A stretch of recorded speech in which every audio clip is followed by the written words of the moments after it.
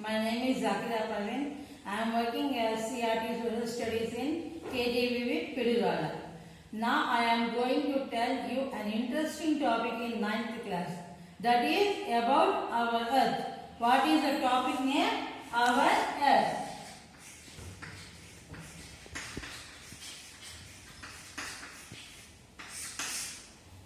The place where we live is known as earth. Okay. What are the things that are existing on the earth? There are so many living organisms are living on the earth. What are they? Plants, animals,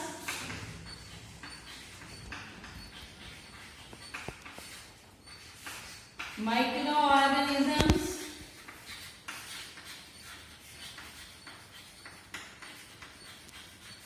and human beings.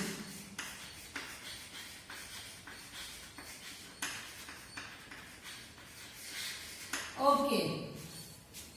But before the existence of human beings only, these microorganisms, animals and plants are living on the earth. When was man came into existence? Man came into existence 1 lakh years before only. When was man came on living on the earth? 1 lakh years ago. That means 1 lakh years ago only man came and living on the earth. అంటే 1 లక్ష సంవత్సరాల క్రితమే human beings మానవులు అనే వాళ్ళు వచ్చి భూమి మీద ఉండటం స్టార్ట్ చేశారన్నమాట.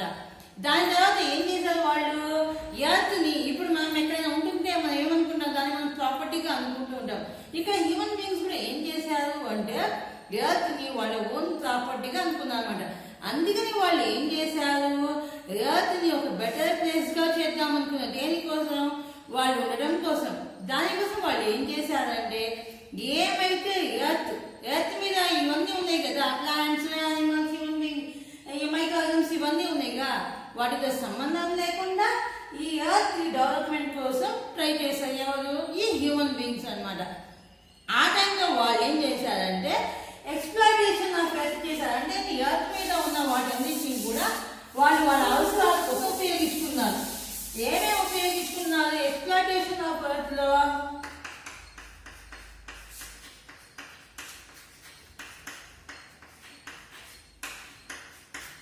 చూడండి, మీ టెక్స్ట్ బుక్ లో కూడా మీకు కనిపిస్తుంది exploitation of. In this process the over exploitation has meant that means the destruction of forest. ఈ టైంలో వాళ్ళు ఏం చేశారు? చెట్లను నరికేశారు. అంటే ఎందుకు? వాళ్ళు ఇల్లు కట్టుకోవడం కోసం ఏం చేశారు? చెట్లని నరికేశారు.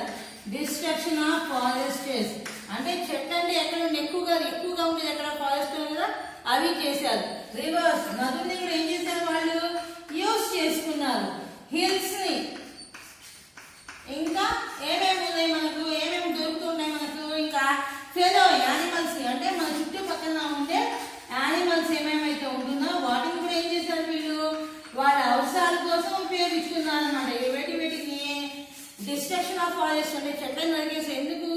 హ్యూమన్ బీయింగ్స్ రోజుకి ఏమైపోతున్నారు? పెరిగిపోతున్నారు. ఎందుకంటే మన India is the second largest populous country in the world. అంటే ప్రపంచంలో జనాభా పరంగా చూసుకుంటే ఇండియా ఎన్నో ప్లేస్ లో ఉంది? సెకండ్ ప్లేస్ లో ఉంది. ఫస్ట్ ప్లేస్ లో ఏముంది? చైనా అన్నమాట. అందుకనే ఇలా ఎక్స్ప్లాయిటేషన్ ఆఫ్ ఎర్త్ జరిగింది. వాళ్ళు ఇల్లు కట్టుకోవడం కోసం చెట్లని, ఫారెస్ట్ నరికేశారు.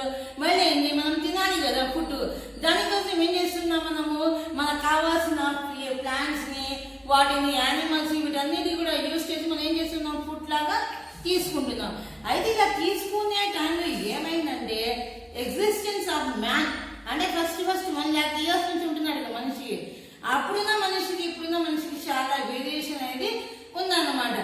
ఏ వేరియేషన్ అంటే ఇంతకు ముందు ఉన్న మనిషి అంటే ఏంటి? ఎర్త్లీ మ్యాన్ ఎలాంటి లైఫ్ ని లీడ్ చేసేవాడు? తను నొమాడిక్ లైఫ్ అంటే సంచార జీవనం. అంటే ఏంటి?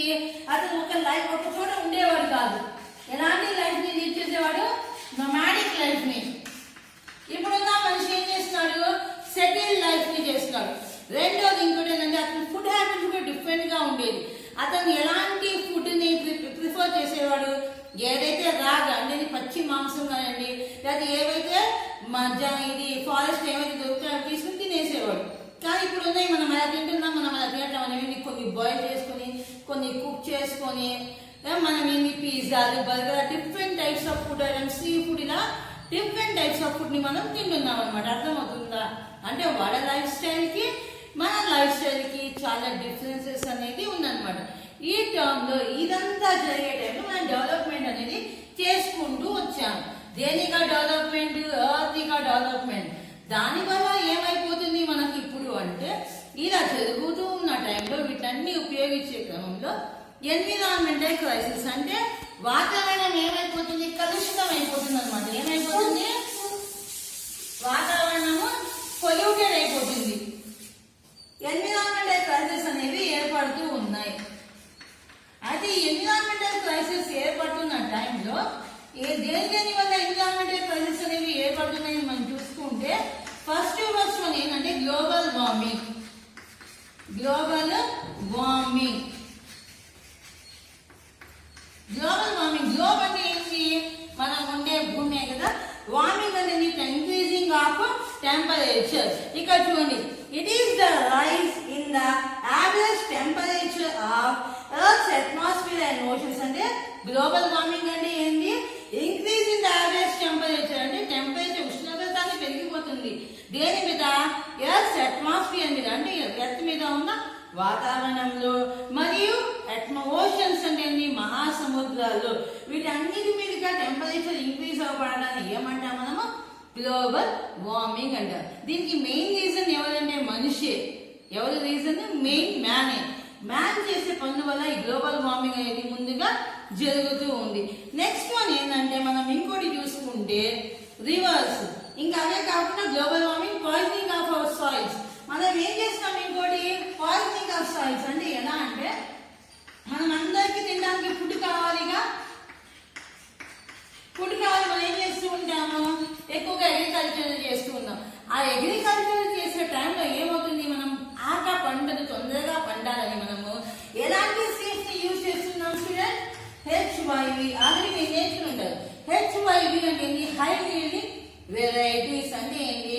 బాగా తక్కువ టైంలో బాగా ఉత్పత్తి అవ్వడానికి ఉపయోగించే వాటిని ఏమంటాం మనము? హై యీల్డింగ్ వెరైటీస్ అంటాం. అలాంటి సీడ్స్ ఉపయోగించడం వల్ల ఏమవుతుంది? తక్కువ టైంలో ఎక్కువ పంట మన చేతికి వస్తుంది. ఇప్పుడు చూడండి, ఇంతకు ముందు టమాటాస్ వేసుకున్న టమాటాలు కానీ కూరగాయలు చూడండి అన్ని డిఫరెంట్ గా వస్తాయి. కొన్ని సీడ్లెస్ కూడా వస్తాయి. ఎందుకు? ఇవన్నీ ఈ హై యీల్డింగ్ సీడ్స్ వల్లే అన్నమాట. అర్థమవుతుందా? అంటే సీడ్లెస్ కూడా వస్తున్నాయి మనకు. ఒకప్పుడు గ్రేప్స్ ఎలా ఉండే విత్తనాలు ఉండే, ఇప్పుడు ఉండట్లేదు. కాండాగా అవన్నీ ఏమవుతుంది? డిఫరెంట్ విత్తనాలు వేస్తున్నారు. ఎందుకంటే వాటి వల్ల ఏమవుతుంది? ప్రొడక్షన్ అనేది బాగా ఎక్కువగా పెరుగుతూ ఉందన్నమాట. ఇంకా అదే కాకుండా ఏం చేస్తున్నాం మనము అంటే, వాటర్ని కూడా కంటామినేటెడ్ చేస్తాం. ఎలా చేస్తాం మనం వాటర్ని కంటామినేషన్ అంటే, ఎక్కువ ఫ్యాక్టరీస్ ఎస్టాబ్లిష్ చేస్తున్నాం. ఎక్కువ ఫ్యాక్టరీస్ ఎస్టాబ్లిష్ చేసే టైంలో ఏమవుతుంది? ఆ వేస్టేజ్ మొత్తం ఏమైపోతుంది? వెళ్ళి నదుల్లోకి వదిలేస్తున్నాం. దానివల్ల వాటర్ కంటామినేటెడ్ అయిపోతుంది. వాటర్ తో పాటు ఎయిర్ కూడా, నేను ఆ దుమ్ము మొత్తం స్మోక్ అంతా కూడా ఆకాశంలోకి ఇదైపోవడం వల్ల ఏమవుతుంది? అక్కడ ఎయిర్ పొల్యూషన్ కూడా జరుగుతూ ఉంది. ఇవన్నీ కారణాల వల్ల ఏమవుతుంది? ఎన్విరాన్మెంటల్ క్రైసిస్ అనేవి ఏర్పడుతూ ఉంది. అయినప్పుడు కూడా మానవుడు ఏమనుకున్నాడు? తనకు ఫేక్ ఆలోచన ఉంది, ఫాలసీ ఉంది. ఏమని అంటే, ఈ భూమి నాదే, దీన్ని మనం ఎలా కావాలంటే అలా యూజ్ చేసుకోవచ్చు. ఎందుకంటే earth is consider as the store house of natural resources. అంటే ఎర్త్ ని మనిషి ఏమనుకున్నాడు? స్టోర్ హౌస్ అంటే గని అనుకున్నాడు. దేనికి? న్యాచురల్ రిసోర్సెస్ అంటే సహజంగా దొరికే వాటిని కానీ ఎలా కావాలంటే అలా ఉపయోగించుకోవచ్చు, అంతే కదా. ఇవన్నీ కూడా సాయిల్, వాటర్, ఎయిర్, మినరల్స్, ఇవన్నీ న్యాచురల్ రిసోర్సెస్ కదా. వీటన్నిటి కూడా మనిషి ఉపయోగించుకోవడం వల్ల ఏమవుతుంది? ఇవన్నీ కంటామినేటెడ్ అయిపోతుంది అనమాట. అయితే ఇప్పుడు దాకా మనం చెప్పుకుంది ఏంటి? భూమి మీద ఫస్ట్ ఎవరు ఉన్నారు? ప్లాంట్స్, యానిమల్స్, మైక్రో ఆర్గానిజమ్స్ ఉన్నాయి. తర్వాత 1 lakh years తర్వాత ఎవరు వచ్చారు ఎగ్జిస్టెన్స్ లోకి? హ్యూమన్ బీయింగ్స్ వచ్చారు. హ్యూమన్ బీయింగ్స్ ఎర్త్ ని ఎలా అనుకున్నారు? A man considered the earth as the storehouse of natural resources. దీని వల్ల ఏం జరుగుతుంది? ఎన్విరాన్మెంటల్ క్రైసిస్ అనేది ఏర్పడుతుంది. ఎన్విరాన్మెంటల్ క్రైసిస్ అంటే ఏంటి? Global warming, water contamination, and poisoning of soil and contamination కలిపి ఏమంటున్నాం మనము ఎన్విరాన్మెంటల్ క్రైసిస్ అంటున్నాం. అయితే ఈ ఎన్విరాన్మెంటల్ క్రైసిస్ కి ఇలా జరుగుతూ ఉండడం వల్ల ఏమవుతుంది, ఎర్త్ అనేది ఇంకా రోజుకి ఏమైపోతుంది, కంటామినేటెడ్, పొల్యూటెడ్ అయిపోతుంది అనమాట. అయితే మామూలుగా మనం ఏమనుకుంటున్నాం, ల్యాండ్ కి ఎన్ని లేయర్స్ ఉన్నాయి, ఆల్రెడీ మీరు లోయర్ క్లాసెస్ నేర్చుకున్నారు. Land has 3 forms. ఏంటవి? Plains, plateaus, mountains. అయితే మీరు 6th క్లాస్ లో 7th క్లాస్ లో నేర్చుకుంటారు స్టూడెంట్స్ ఏమని, ఒక ప్రదేశంలో ఉన్న అక్కడ ఉండే సాయిల్ని బట్టి కానివ్వండి, అక్కడ ఉండే పండించే పంటల్ని కాబట్టి కానివ్వండి, అక్కడ ఉండే లైఫ్ స్టైల్ మారిపోతూ ఉండిద్ది. దీనికి ఎగ్జాంపుల్ గా మనము 6th క్లాస్ లో 7th క్లాస్ లో నేర్చుకుంటారు. పెనమకూరు, సలకం చెరువు, పూనవరం లాంటి ప్లేసెస్. ఇక ఎలా ఉండేది, వాళ్ళ ఫుడ్ హ్యాబిట్స్ ఎలా ఉండేది, వాళ్ళ అగ్రికల్చర్ ఎలా ఉండేది, వాళ్ళు ఎలాంటి ఫుడ్ తింటూ ఉండాలి, ఇవన్నీ మీరు ఆల్రెడీ ఇక లోయర్ క్లాసెస్ లో నేర్చుకున్నారు. ఇప్పుడు దీనికి కంటిన్యూషన్ అయితే మీరు హైయర్ క్లాసెస్ లో నేర్చుకోబోతున్నారు. అర్థమవుతుందా?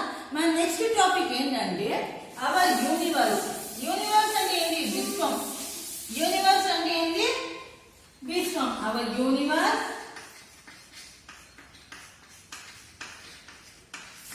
sun, the sun and the planets.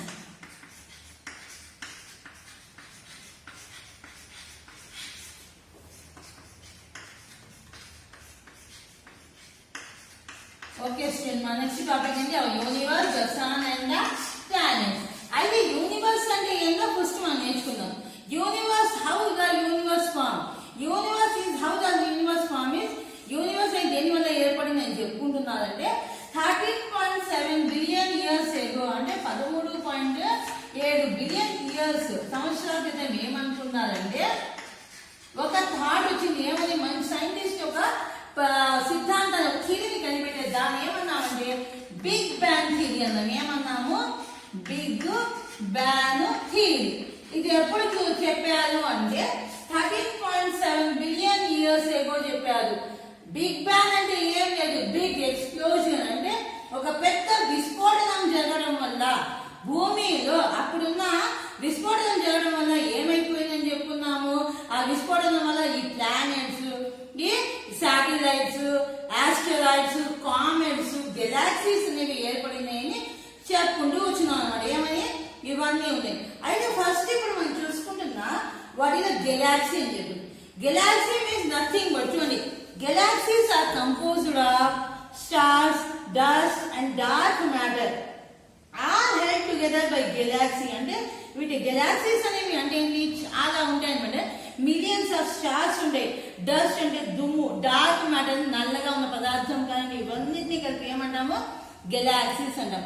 ఇలాంటి ఎన్ని ఉన్నాయంటే ఆకాశంలో, సన్ స్కైలో చాలా గెలాక్సీస్ ఉన్నాయి. అలాంటి ఒక గెలాక్సీ మీద మనం ఉంటున్నాం అన్నమాట. ఆ గెలాక్సీ నేమ్ ఏంటి? మన galaxy name Akash Ganga. The galaxy on which we live is known as the Akash Ganga.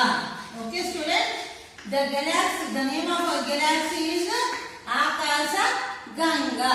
Okay, next ఇప్పుడు మనం ఏం చెప్తున్నాము? యూనివర్స్ అని చెప్తున్నాం. సన్. సన్ ఎక్కడ ఉంటుంది? మీరు మామూలుగా ఆకాశంలో చూస్తూ ఉంటే మనకి ఏమేమి కనిపిస్తూ ఉంటాయి? సన్, స్టార్స్, ఇంకేం కనిపిస్తాయి? మూన్ కనిపిస్తూ ఉంటాడు. ఈ మూడు కనిపిస్తుండేదిగా, సన్, స్టార్స్, మూన్. అయితే మనం జనరల్ గా ఏమనుకుంటూ ఉంటామంటే స్టార్స్ మనకు నైట్ టైం కనిపిస్తూ ఉంటాయి కదా, అవి మనకు చాలా చిన్నగా కనిపిస్తూ ఉంటాయి కదా, అవి అసలు తక్కువలో ఉంటాయేమో, చాలా చిన్నగా ఉంటాయేమో అనుకుంటూ ఉంటాం.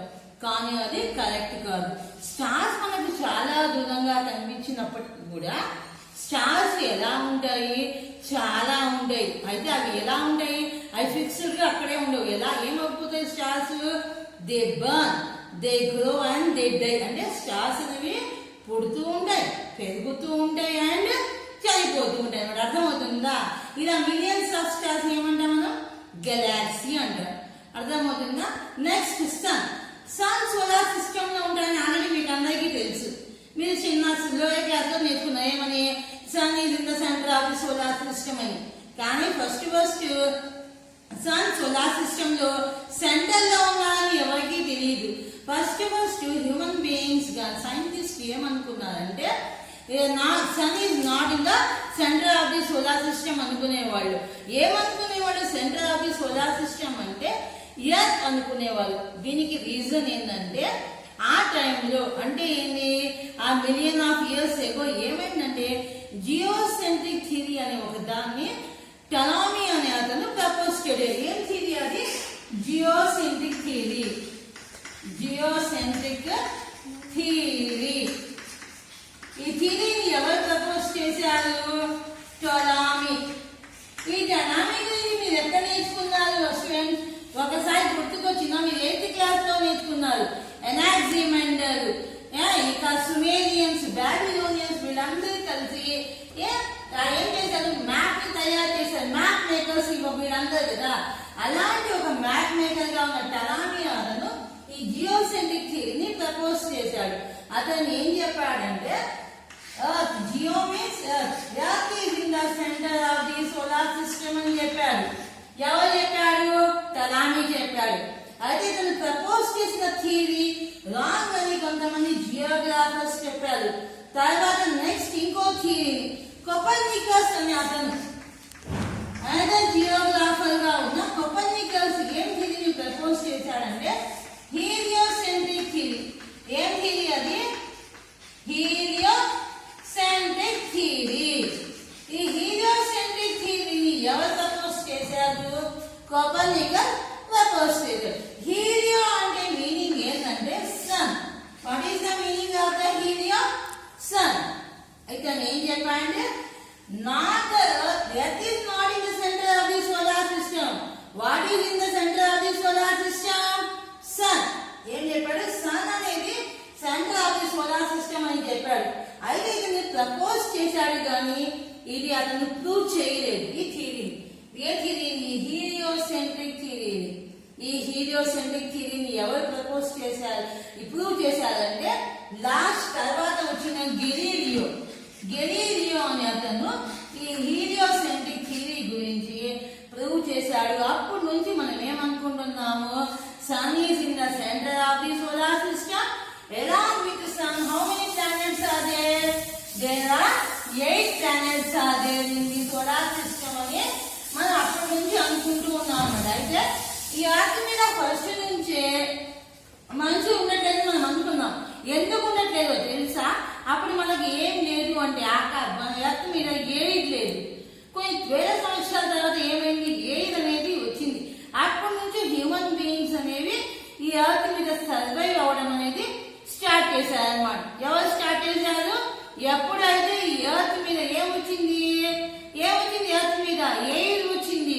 అప్పటి నుంచే ఈ హ్యూమన్ బీయింగ్స్ ప్లాంట్స్, యానిమల్స్ ఇవన్నీ ఈ ఎర్త్ మీద ఉండడం స్టార్ట్ చేశారు. ఓకే స్టూడెంట్, నెక్స్ట్ ఇంకోటి ఏంటంటే దీంట్లో ఇంకో ఇంపార్టెంట్ టాపిక్ ఏంటంటే ఈ ఈ గెలాక్సీలో మన గెలాక్సీ నేను చెప్పిన ఏంటది? ఆకాశ గంగ. ఏంటది? ఆకాశ గంగ. నెక్స్ట్ ఇప్పుడు ఇందాక మనం ఎర్త్ అంటున్నాం. ఎర్త్ అనేది ఏంటది? సోలార్ సిస్టమ్ లో ఒక ప్లానెట్ అని చెప్పుకున్నాం కదా. అయితే ఇప్పుడు మనం ఎర్త్ గురించి చెప్పుకోవద్దాం. ఏంటది? Earth as a planetary body. Earth as a planetary body.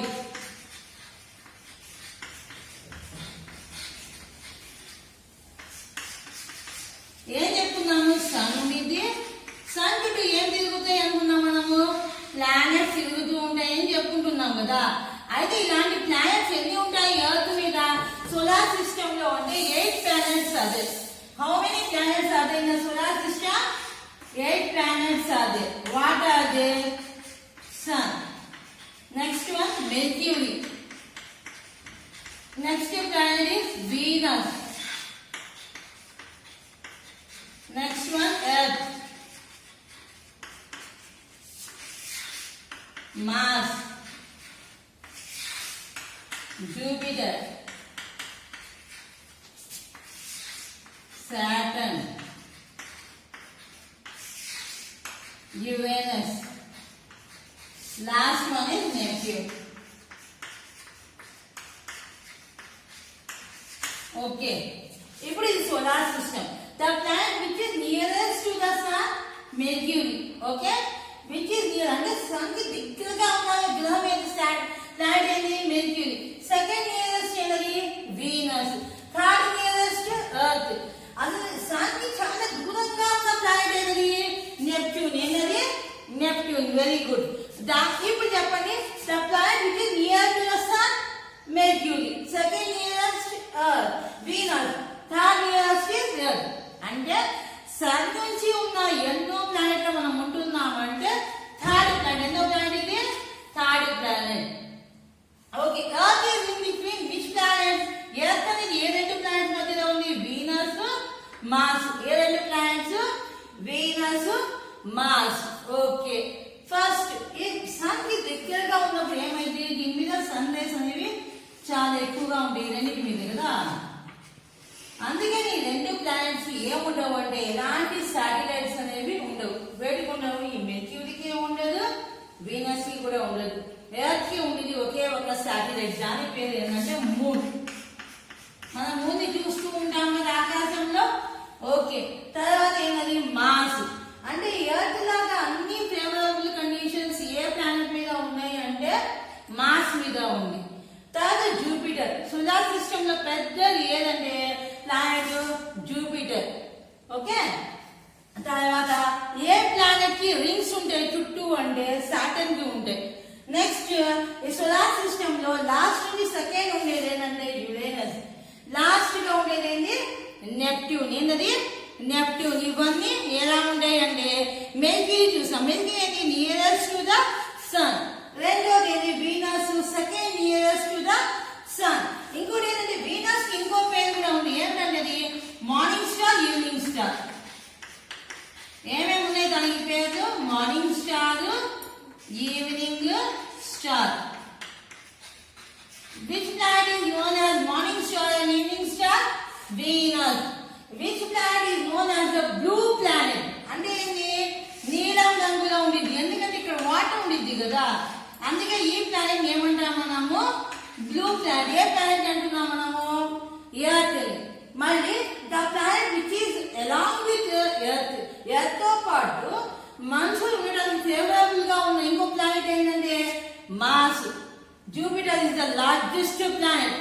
ఈ సోలార్ సిస్టమ్ లోనే పెద్ద ప్లానెట్ ఏంటంటే జూపిటర్. ఏంటిది? జూపిటర్. ఆల్రెడీ నేను ఇందాక చెప్పినట్లు దీనికి ఏముంటాయి? చుట్టూ రింగ్స్ ఉంటాయి. ఏముంటాయి? రింగ్స్ ఉంటాయి. ఏది? సాటర్న్ కి. యురేనస్ లో ఏముంటాయి? చాలా సెకండ్ ఫార్టెస్ట్ అంటే సన్ నుంచి రెండోది ఏంటంటే యురేనస్. లాస్ట్ దూరంగా ఉండేదంటే నెప్ట్యూన్. అయితే ఈ సోలార్ సిస్టమ్ లో ఉన్న 8 ప్లానెట్స్ లో మామూలుగా ప్లానెట్స్ ఎటు నుంచి తిరుగుతాయి? West to east. ఇప్పుడు నేను ఇలా నించున్నా. వెస్ట్ నుంచి ఈస్ట్ కి తిరుగుతాయి ప్లానెట్స్. కానీ 2 ప్లానెట్స్ మటుకు వెస్ట్ నుంచి ఈస్ట్ కి తిరుగుతాయి. ఏంటంటే వీనస్ ఒకటి. ఏంటది? వీనస్ ఒకటి. ఇంకోటి ఏంటంటే యురేనస్. ఈ 2 ప్లానెట్స్ ఎక్కడి నుంచి ఎక్కడ తిరుగుతా ఉన్నారు? East to west. East to west. మిగతా అవన్నీ ఎక్కడి నుంచి ఎక్కడ తిరుగుతాయి? West to east. మిగతా ప్లానెట్స్ ఎక్కడి నుంచి ఎక్కడ దాకా? వెస్ట్ టు ఈస్ట్ తిరుగుతూ ఉంటాయి. అర్థమవుతుందా స్టూడెంట్? ఒకసారి మళ్ళీ రివైజ్ చేసిన చూడండి. Earth as a planetary body. Earth ని ప్లానెటరీ బాడీ ఎందుకు అంటున్నాము అంటే ఎర్త్ ఒక ప్లానెట్ కాబట్టి. ఎర్త్ దేని చుట్టూ తిరుగుతూ ఉండిద్ది? సన్ చుట్టూ. దేని చుట్టూ తిరిగిద్ది? సన్ చుట్టూ తిరుగుతూ ఉండిద్ది. సోలార్ సిస్టమ్ లో ఎన్ని ప్లానెట్స్ ఉన్నాయి? 8 ప్లానెట్స్ ఉన్నాయి. ఫస్ట్ సన్ కి దగ్గరగా ఉన్న ప్లానెట్ నియరెస్ట్ ప్లానెట్ ఏంటి? మెర్క్యూరీ. సెకండ్ నియరెస్ట్ ప్లానెట్ ఏంటి? Venus. Third nearest planet earth. Earth తో పాటు ఏ ప్లానెట్ మీద మనుషులు ఉండడానికి ఫేవరబుల్ కండిషన్స్ ఉన్నాయి అంటే Mars. Which is the largest planet అంటే Jupiter. And which planet has rings around it? రింగులు ఉన్న చుట్టూ అంటే Saturn. Which is the last farthest అంటే దూరంగా ఉన్న ప్లానెట్ ఏంటంటే నెప్ట్యూన్. ఏ ప్లానెట్స్ ఈస్ట్ నుంచి వెస్ట్ కి తిరుగుతూ ఉంటాయి? ఏంటి అవి? Venus, Uranus. బాగా గుర్తుపెట్టుకున్నాము. ఈ 2 ఇంపార్టెంట్. అంటే మిగతా ఉన్న 8 ప్లానెట్స్ కూడా వెస్ట్ నుంచి ఈస్ట్ కి తిరుగుతాయి. కానీ 2 ప్లానెట్స్ అంటే ఏంటి వీనస్ యురేనస్ మటుకు ఈస్ట్ నుంచి వెస్ట్ కి తిరుగుతూ ఉంటాయి. ఓకే, ఇప్పుడు దాకా ఇవన్నీ ప్లానెట్స్ ఈ సన్ గురించి చెప్పుకున్నాం. ఇప్పుడు ఒక ఎర్త్ గురించి చెప్పుకున్నాం. అంటే వీటికి మూమెంట్స్ ఉన్నాయని చెప్పుకున్నాం కదా. అయితే ఎర్త్ కి ఎన్ని మూమెంట్స్ ఉంటాయని చెప్పుకున్నాం. ఆల్రెడీ మీరు లోయర్ క్లాసెస్ లో నేర్చుకుంటూ ఉంటారు. ఏమని? ఎర్త్ హ్యాస్ 2 మూమెంట్స్ అని. Okay, do you know what is the model of the earth? Earth అనేది ఏ మోడల్ లో ఉంటుంది అనుకుంటున్నాం మనము? Globe. What is the model of the earth? Globe. అయితే షేప్ మా టెక్స్ట్ బుక్ లో చూడండి, మీ పేజ్ నెంబర్ 3 చూస్తే మీకు 3 డయాగ్రామ్స్ ఉన్నాయి. ఫస్ట్ డయాగ్రామ్ ఎలా ఉంది? సర్కిల్ గా ఉంది. రెండో దాంట్లో ఎలా ఉంది? కొంచెం వంగి ఉంది. మూడో దాంట్లో ఏంటి? సన్ కి కొంచెం దగ్గరగా, మూడో దాంట్లో ఇంకా చాలా దూరంగా ఉంది అనమాట. చూడండి 3 డయాగ్రామ్స్ ఇచ్చాడు నాకు టెక్స్ట్ బుక్ లో.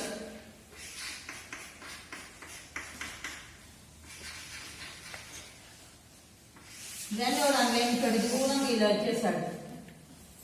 ఇక్కడ ఎర్త్ ఇచ్చాడు, ఇక్కడ సన్ ఇచ్చాడు. మూడో దాంట్లో ఏమి ఇచ్చాడు? మామూలుగా ఇలా ఇచ్చాడు.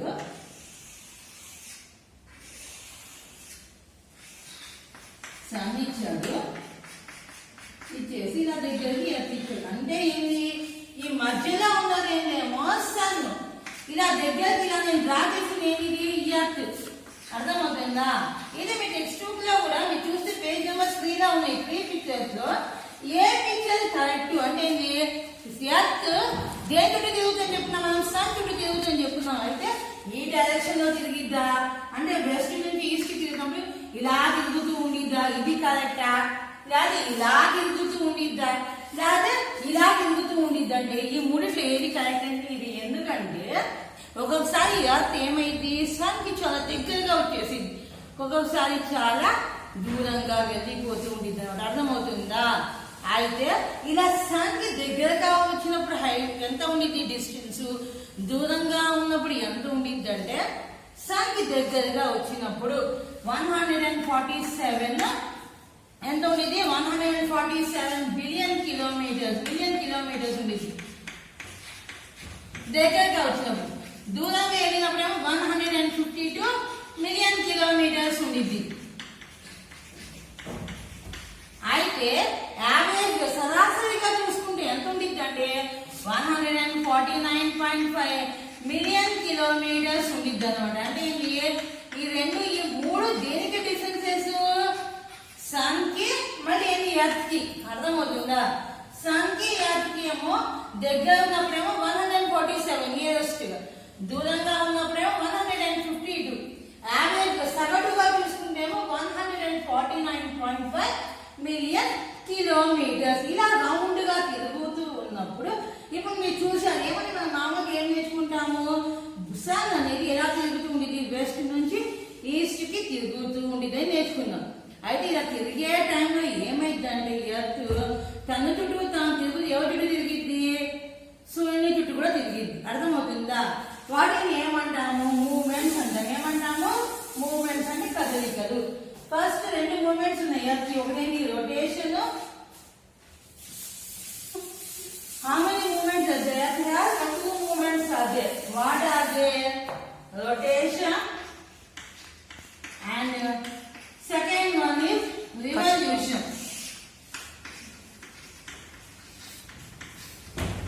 What are the movements of the earth? The earth has 2 movements. First one is rotation, రెండోది ఏంటి? revolution. What is meant by rotation? The earth revolving around its own axis. భూమి తన చుట్టూ తాను తిరుగుతూ ఉందనుకో దాన్ని ఏమంటాము? రొటేషన్ అంటాం. అంటే the earth revolving around its own axis. ఇది రొటేషన్. రివల్యూషన్ అంటే ఏంటి? The earth while revolving around its own axis. దేని చుట్టూ తిరిగిద్ది? సన్ చుట్టూ కూడా తిరిగిద్ది. దేని చుట్టూ తిరిగిద్ది? సన్ చుట్టూ. అంటే ఏంటి? ఇలా తిరుగుతూ దేని చుట్టూ తిరుగుతూ ఉండేది? సన్ చుట్టూ కూడా ఇలా తిరిగిద్ది. తన చుట్టూ తాను తిరుగుతూ మళ్ళీ తిరిగిద్ది. ఇలా తిరిగిద్ది, అది ఇలా తిరిగిద్ది. ఇలా తిరుగుతూ ఎవరి చుట్టూ తిరుగుతూ ఉండేది? సన్ చుట్టూ. అంటే the earth revolves around its own axis is known as rotation. The earth revolving around the own axis rotation. The earth revolving around the sun. సూర్యుని చుట్టూ తిరుగుతుంటే దాన్ని ఏమంటాం? రివల్యూషన్ అంటాం. అయితే ఈ రొటేషన్ కి ఎంత టైం పట్టిద్ది అంటే 24 hours, అంటే 1 day అప్రాక్సిమేట్లీ. మనకి రివల్యూషన్ కి ఎంత టైం పట్టిద్ది అంటే 365 1/4 days. అయితే మనం మామూలుగా 1 year లో ఎన్ని డేస్ ఉంటాయని నేర్చుకుంటాం స్టూడెంట్స్ మనము. How many days will be there in a year? 365. అంతేగా మనం చెప్పుకునేది. అయితే ఈ 1/4 ఎక్కడికి వెళ్ళింది అంటే ఒక్కొక్కసారి ఏమైందంటే ఈ 4 halves 4 పావులు కలిపి 1 day అయింది. అది ఏం చేస్తాం మనం సైంటిస్ట్ ఏం చేశారంటే వీటి 4ని 1/4 ఈ 4 ఉన్నాయి కదా, వీటన్నిటిని కలిపి ఏం చేశారు 1 day అయింది కదా. ఇది ఈ 1 డేని ఏం చేశారంటే లీప్ ఇయర్ లో కలిపారు. అందుకే 4 years కి ఒకసారి ఏమొచ్చింది లీప్ ఇయర్ అనేది వచ్చింది. అప్పుడు ఆ లీప్ ఇయర్ వచ్చినప్పుడు ఏ మంత్లో ఈ డే యాడ్ అయిందంటే ఫిబ్రవరిలో. ఏ మంత్లో? ఫిబ్రవరి. అప్పుడు ఫిబ్రవరిలో ఎన్ని డేస్ ఉంటాయి? 29 డేస్ ఉంటాయి. ఎన్ని డేస్ ఉంటాయి? 29 డేస్. అంటే ఫిబ్రవరిలో 29 డేస్ వచ్చినాయి అంటే ఆ ఇయర్ని ఏమంటాం మనము? లీప్ ఇయర్ అంటాం. ఏమంటాము? లీప్ ఇయర్ అంటాం. అయితే లీప్ ఇయర్ ఉందని మనకి ఎలా తెలిసిద్ది అంటే ఒక ఇయర్ని కనుక మనం తీసుకొని డివైడెడ్ బై 4 చేసామనుకో దానికి రిమైండర్ 0 వస్తే అది లీప్ ఇయర్ అయింది. కావాలంటే చూడండి, మీ 2020 తీసుకోండి, 2020 చూసుకున్నాం అనుకో దాన్ని 4తో డివైడ్ చేసామనుకో 4 5 20 20 4 5 20 అంటే ఏంటి? దేనికైతే ఒక ఇయర్ డివైడ్ చేసినప్పుడు దాని రిమైండర్ కనుక 0 ఉంటే అది కంపల్సరీగా లీప్ ఇయర్.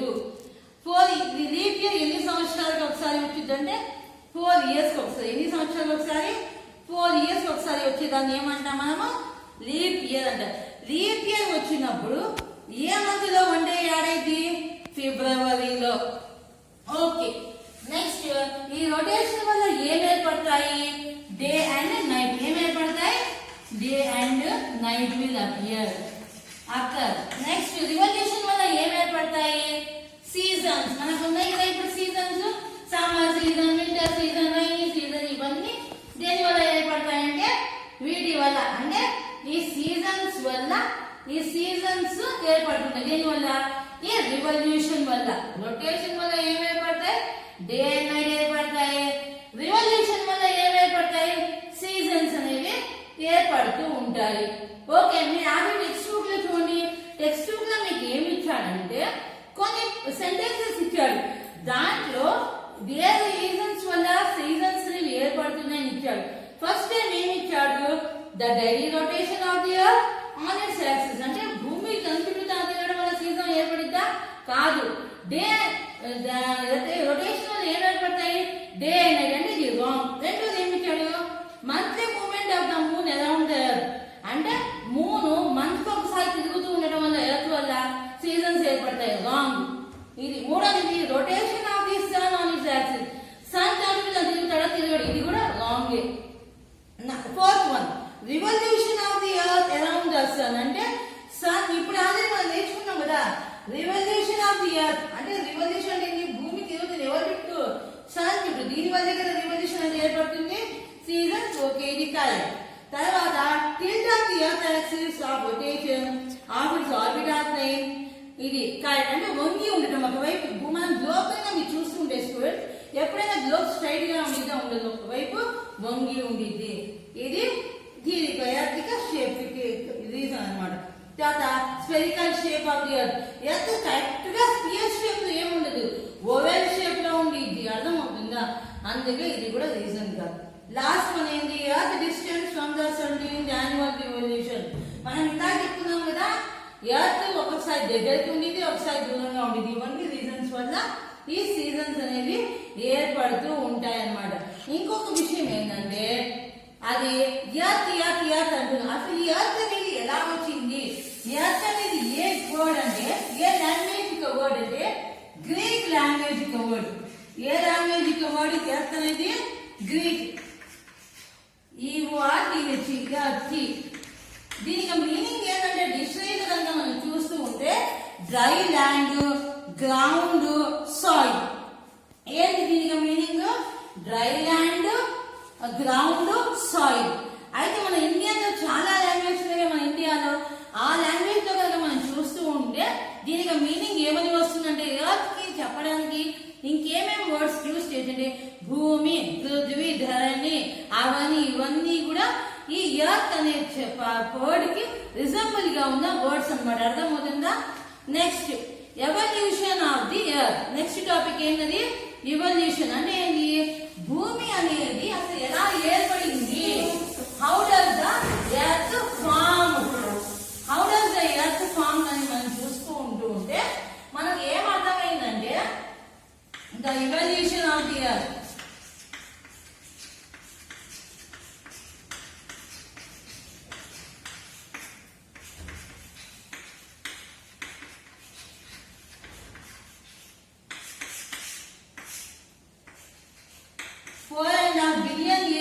అంటే 4.5 బిలియన్ సంవత్సరాల క్రితం ఏమైందంటే ఎర్త్ ఎగ్జిస్టెన్స్ అనేవి ఏర్పడిందని చెప్పుకుంటూ ఉన్నాం. అయితే ఫస్ట్ ఎర్త్ ఎలా ఉండేది? మామూలుగా చూస్తే ఎర్త్ రౌండ్ గా ఉండేది అనుకున్నాం.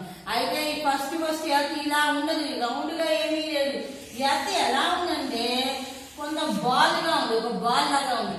దీంట్లో ఏముందంటే స్పిల్లింగ్ హీట్ ఉంది. అంటే వేడిగా ఉన్న పదార్థాలు, డస్ట్ అంటే దుమ్ము, క్లౌడ్స్ అంటే మేఘాలు, ఒక బాల్ లాగా ఉంది, తిరుగుతున్న బాల్ లాగా ఉంది. దీంట్లో ఏముంది? డస్ట్, క్లౌడ్స్ ఉన్నాయి దేంట్లో? ఎర్త్ లో. తర్వాత ఏమైందంటే ఎర్త్ బయట స్పేస్ లో ఉన్న కొన్ని ఇవి ఉన్నాయి కదా పదార్థాలు, పార్టికల్స్ ఏమిటి? బొంబార్డెడ్ అంటే ఢీక్కుంది అనమాట. ఏమైంది? వెళ్ళి ఢీక్కోవడం, బొంబార్డెడ్ అవ్వడం వల్ల ఏమైందంటే కొట్టుకోవడం వల్ల మనకు ఆకాశంలో ఇంకా ఉంటాయి కదా స్మోక్, డస్ట్, అవన్నీ కలిసి ఏమైపోయినాయి? మీరు ఆల్రెడీ ఫిజిక్స్ లో వాటిలో నేర్చుకుంటారు, 2 పదార్థాలు కలిపితే ఇంకో పదార్థం ఏర్పడింది అని కదా. అలానే ఇక్కడ ఏమైంది? డస్ట్, క్లౌడ్స్ వెళ్ళి అవి మన స్కైలో ఉన్న మిగతా పదార్థాలతో కలవడం వల్ల ఏర్పడిందంటే ఎర్త్ అనేది ఏర్పడింది. ఎర్త్ అనేది ఏర్పడింది. ఇప్పుడున్న ప్రెసెంట్ షేప్ ఆఫ్ ఎర్త్ అనేది ఏర్పడడం జరిగింది. దీనికోసం చాలా వేల సంవత్సరాలు అనేది పట్టిందన్నమాట. అయితే ఈ ఎర్త్ అనేది ఎలా ఏర్పడి ఇలా ఏర్పడే టైంలో ఏమైందంటే మనం మామూలుగా ఒక ఎగ్జాంపుల్ గా తీసుకుంటే మన ఇంట్లో మనం పాలని కాగబెడతాం, పొయ్యి మీద పెడతాం. ఆ పాలు ఏమైంది? బాగా కాగుతూ ఉన్నప్పుడు ఏమైంది? దాని మీద పైన క్రీమ్ లాగా ఏర్పడింది కదా మీగడ. అలానే ఏమైంది? ఇలా ఎర్త్ కూడా బాగా మంగుతూ వేడిగా ఉన్నప్పుడు ఏమైందంటే చల్లగా ఉన్న పదార్థాలు ఏమో పైకి వెళ్ళిపోయినాయి, అవేమైపోయినాయి కొంచెం చల్లగా అయిపోయిన మౌంటైన్స్, హిల్స్, రివర్స్ లాగా ఏర్పడింది అనమాట. అర్థమవుతుందా? గట్టిగా ఉన్న పదార్థాలేమో లోపలే ఉండిపోయింది. అర్థమవుతుందా? ఇలా మౌంటైన్స్, ఈ ఎయిర్ బేసిన్స్ అనేవి తర్వాత డెవలప్ అయిపోయి ఓషన్స్ లాగా ఇవన్నీ ఏర్పడడం జరిగింది. ఇప్పుడు ఈ లెసన్ లో అంటే ఈ టాపిక్ లో ఇవాల్యుయేషన్ ఆఫ్ ది ఎర్త్ ఎప్పుడు ఏర్పడింది? 4.5 బిలియన్ ఇయర్స్ ఏగో ఏర్పడింది. అయితే ఇవి ఏర్పడిన టైంకి ఎంత టైం పడింది? 4.5 బిలియన్ ఇయర్స్ అయిపోయిందని చెప్పుకుంటున్నాం కదా. అయితే ఫస్ట్ ఎర్త్ లో ఏముంది? Dust, clouds. అవి చాలా బొంబార్డెడ్ అంటే ఢీకోవడం వల్ల ఏర్పడింది ఎర్త్ అనేది ఏర్పడింది. అర్థమవుతుందా? నెక్స్ట్ ఇంకా ఇంటీరియర్ ఆఫ్ ది ఎర్త్ అంటే భూమి అంతర్భాగం. అసలు ఎర్త్ ఎలా ఉంది అనేది ఇప్పుడు మనము ఎర్త్ లో ఏమేమి ఉంటాయి అనే దాని గురించి ఇంటీరియర్ ఆఫ్ ది ఎర్త్ కనుక మనం చూస్తూ ఉంటే మనం 9th క్లాస్ టెక్స్ట్ బుక్ లోనే ఫస్ట్ ఇచ్చాడు. ఇదే ఇంటీరియర్ ఆఫ్ ది ఎర్త్. చూడండి ఎలా ఉందో ఇది. ఇలా పైన ఉన్న దాన్ని ఏమంటామండి? ఇది క్రస్ట్ అంటాం. ఏమంటాము? క్రస్ట్. దీన్ని ఏమంటాము? మ్యాంటల్ అంటాం. దీన్ని ఏమంటాము? Core. Outer core, inner core. అర్థమవుతుందా స్టూడెంట్? మీ టెక్స్ట్ బుక్ మీదే ఉంది చూడండి. ఇది crust, mantle, core. Outer core, inner core. ఏమేమి ఉన్నాయి? క్రస్ట్, మ్యాంటల్, ఏముంది? Core. Core 2 parts, inner core, outer core. అర్థమవుతుందా? ఇంకా చూసుకుంటూ ఉంటే ఈ క్రస్ట్ అనేది ఎలా ఉంటుంది అంటే మన ఎగ్ యొక్క పెంకు ఉంది చూడండి, పైన షెల్ అలా పల్చగా ఉంటుంది. ఎలా ఉంటుంది? చాలా పల్చగా ఉంటుంది. రెండవది ఏంటి? మ్యాంటల్. మన ఎగ్ లోపల వైట్ గా ఉంటుంది చూడండి, అది ఎలా ఉంటుంది? ఊగుతూ ఉంటుంది కదా, అది జెల్ లాగా ఉంటుంది. అలా ఉంటుంది మన మ్యాంటల్. లోపల ఎల్లోగా ఉంటుంది చూడండి, అది ఎలా ఉంటుంది? గట్టిగా ఉంటుంది కదా కొంచెము, అలా ఉంటుంది మన కోర్. కోర్ కూడా మళ్ళీ ఇందులో అవుటర్ కోర్ ఉంటుంది. ఇప్పుడు మనం దీనికి ఏం చెప్పాడు ఇక్కడ అంటే ఈ internal structure of the earth గురించి ఒక జియోగ్రాఫర్ ఏం చెప్పాడంటే the earth consist of 3 layers అని చెప్పాడు కదా. దాంట్లో ఇన్నర్ క్రస్ట్ ఏముండిద్దని చెప్పాడు అంటే క్రస్ట్ మ్యాంటల్ కోర్ కదా.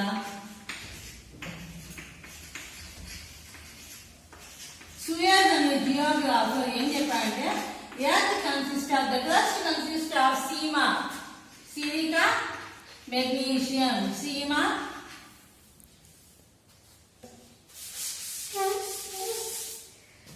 సియాలు సీమా నిఫే.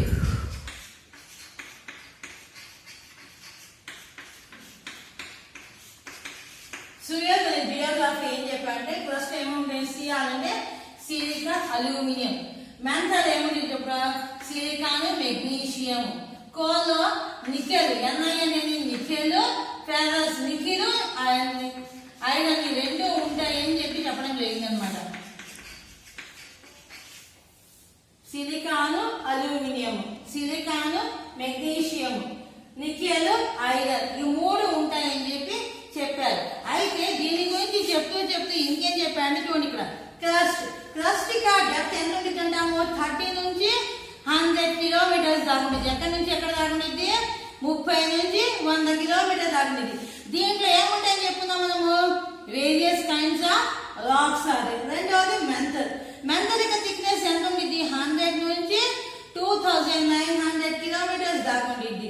దీంట్లో ఏమేమి ఉంటాయి, ఏమేమి కెమికల్స్ ఉంటాయి, సిలికేట్స్ ఉంటాయి. చూడండి ఇక్కడ కూడా ఇచ్చాము మనము సిలికా, ఇక్కడ సిలికా, మెగ్నీషియం. అవుటర్ కోర్లో ఏముంటాయి 2900 నుంచి 1000 కిలోమీటర్స్ దాకా ఉంటాయి. దీంట్లో నికిల్, ఐరన్. చూడండి నికిల్, ఐరన్. ఇన్నర్ కోర్ అంటే లోపలగా ఉండేది అంటే ఏంటి ఇది ఇన్నర్ కోర్ అంటే. దీంట్లో ఏముండేది గోల్డ్ ఉండేది. ఇదేమో క్రస్ట్, ఇదేమో మ్యాంటల్, ఇదేమో అవుటర్ కోర్, ఇది ఇన్నర్ కోర్. ఇది ఎక్కడి నుంచి 30 నుంచి 100 కిలోమీటర్స్. ఇది దీంట్లో ఇంకోటి ఏంటంటే దీంట్లో ఇది రెడ్ గా కనిపిస్తూ ఉంటుంది కదా. దీంట్లో మినరల్స్ తో పాటు ఏముంటూ ఉంటాయి అంటే అగ్నిపర్వతాలు, వాల్కనోస్ కూడా ఉంటూ ఉంటాయి. అందుకే ఇది కొంచెం డేంజరస్ అన్నమాట. మూడోది ఏంటిది అవుటర్ కోర్. దీంట్లో నికిల్, ఐరన్. ఇదేమో ఇన్నర్ కోర్. ఇది ఎక్కడి నుంచి ఎక్కడి దాకా 5100 నుంచి 6376 దాకా ఉంటాయి. దీంట్లో ఇంకోటి ఏంటంటే గోల్డ్ కూడా ఉండేది. దీంట్లో ఈ ఇన్నర్ కోర్ ఏముంటుంది గోల్డ్. ఇవన్నీ ఇప్పుడు మనం చెప్పుకున్నాం. అయితే మనం ఇప్పుడు ఎర్త్ మీద ఉంటున్నామని చెప్తున్నాం. అయితే ఎర్త్ మీద మనం ఏ లేయర్ మీద ఉంటున్నాం అంటే క్రస్ట్ మీద, అంటే దీని మీద ఉంటున్నాం అనమాట. ఈ ఎర్త్ మీద మనం 100% కనుక తీసుకుంటూ ఉంటే క్రస్ట్ ఎంత ఉంటుంది అంటే వాల్యూమ్ మొత్తం మీద 1%. ఎంత ఉంటుంది 1%. మ్యాంటల్ ఎంత ఉంటుంది నెక్స్ట్ చూసుకుంటే 16% ఉంది. ఎంత ఉంటుంది 16%. మిగతాది 100 ఇదంతా తీసి ఎంత మిగిలింది 83 మిగిలింది. అంటే 83% ఏముంటుంది కోర్ ఉంటుంది. ఏముంటుంది కోర్ అంటే the earth has the interior structure of the earth consisting of 3 layers crust, mantle, core. Crust depth ఇచ్చాడు మనకు. ఎంత ఇచ్చాడు క్రస్ట్ డెప్త్ 30 నుంచి 100 కిలోమీటర్స్.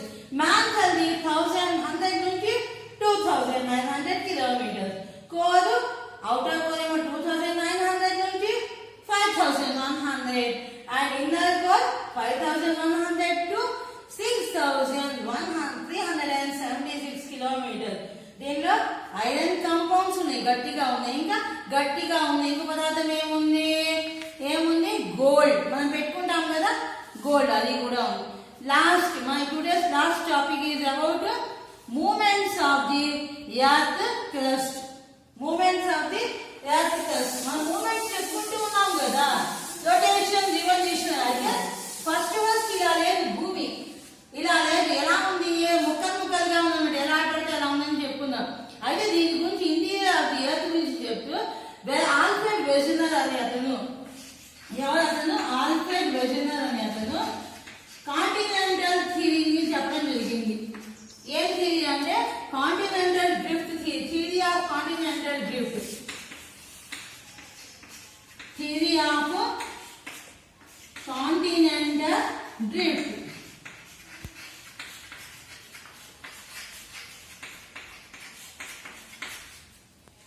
దీని గురించి చెప్తే ఏం చెప్పాడంటే ఫస్ట్ ఎర్త్ ఇలా లేదు, ఎర్త్ ఎలా ఉంది చిన్న చిన్న ముక్కలుగా ఉంది, తర్వాత ఇలా పెరిగిందని మీకు టెక్స్ట్ బుక్ లో చూడండి. ఫస్ట్ చూడండి పాన్జియా పెండాల్సా ఉంది. తర్వాత ఏమైంది, లరేషియా అనేది ఏర్పడింది. లరేషియా దేనికి మధ్య, ఈ గోండ్వానాకి లరేషియాకి మధ్యలో టెరిస్ సముద్రం ఉంది. లరేషియా గోండ్వానా, పైన దానేమో లరేషియా అంటాము మనము, కింద ఉన్న దానేమో గోండ్వానా అంటాం. ఈ రెండింటి మధ్య ఏముందని చెప్పాడు ఇక్కడ, ఈ Alfred Wegener Tethys sea, Tethys sea ఉందని చెప్పాడనమాట. ఈ ఎర్త్ 2 పార్ట్స్ గా చేశాడు, గోండ్వానా లరేషియా. ఈ రెండింటిని డివైడ్ చేసే దాన్ని ఏమన్నానంటే టెరిస్ సీ అని చెప్పాడు. తర్వాత ఫ్యూచర్ ఏమైపోయింది, టెరిస్ సీ అనేది ఏమైపోయింది, మిడివల్ సీ మధ్యధరా సముద్రం లాగా ఏర్పడింది. ఇదేమో ఇటువైపు ఉన్న కాంటినెంట్స్ కొన్ని ఉన్నాయి లరేషియాలో, కొన్ని ఏమో గోండ్వానాలో ఉన్నాయి. ఇప్పుడు మీరు టెక్స్ట్ లో చూస్తే లరేషియాలో ఏమేమి కాంటినెంట్స్ అని ఇచ్చాయంటే నార్త్ అమెరికా, గ్రీన్లాండ్, యూరేషియా అంటే యూరోప్ లో ఏషియాలో ఉన్న కొన్ని పార్ట్స్. గోండ్వానాలో South America, Africa, Madagascar, India, Arabia, Malaysia, East Indies, Australia and Antarctica. అయితే రెండింటిని డివైడ్ చేసి ఏమి ఇచ్చాడు, టెరిస్ సీ అని ఇచ్చాడు. ఇక్కడతో మనకి లెసన్ అయిపోయింది. ఇప్పుడు నేను కొన్ని క్వశ్చన్స్ అడుగుతాను, ఆ క్వశ్చన్స్ కి మీరు ఆన్సర్స్ చెప్పాలి నాకు ఇప్పుడు దాకా విన్న lesson. Okay student, first question is, what is my first question, what is galaxy? See here, what is galaxy? What is rotation?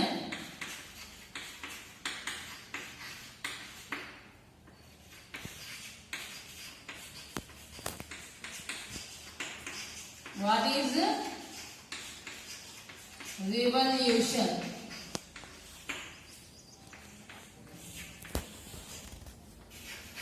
Who proposed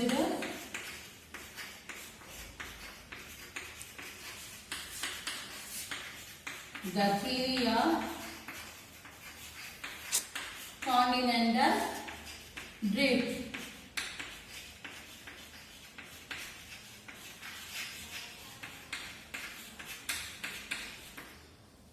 Okay student, here is the today's worksheet.